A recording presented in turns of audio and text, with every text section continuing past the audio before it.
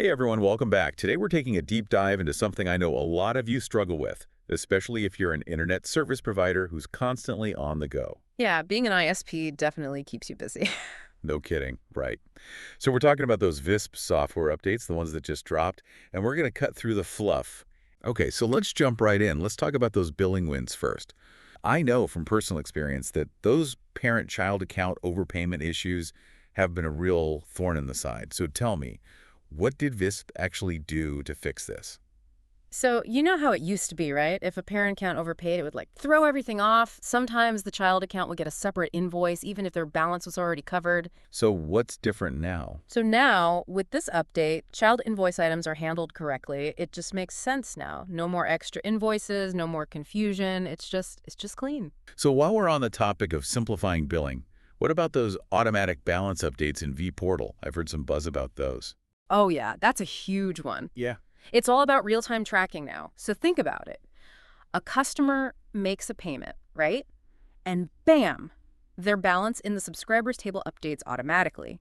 Okay, so that's going to save a ton of time for sure. No more double-checking everything. Exactly. You got it. All right, so let's move on to something that I know has been causing a few headaches, especially after that PHP 8 upgrade, those UBO issues, particularly with the one-time payment. So fill me in. Did Visp actually manage to figure that out? They did. When PHP 8 came along, it threw a wrench in the works. So payments were failing. Sometimes, yeah. It was causing all sorts of problems.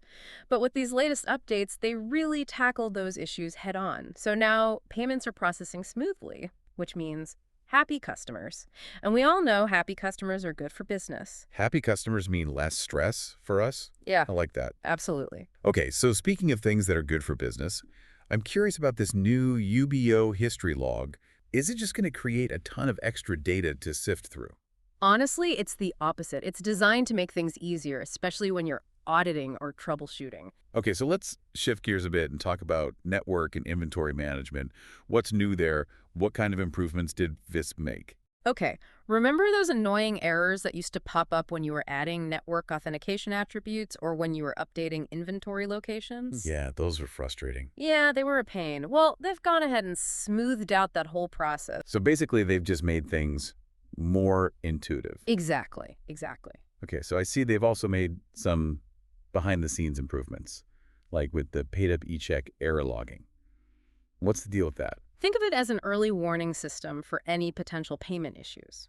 So when a paid-up e-check runs into an error, the system logs it with a lot more detail now, which means you can spot problems before they become, big problems. That's great for preventing late payments. Exactly. And I noticed they've updated the CSV exports from the IRM page too. What's changed there?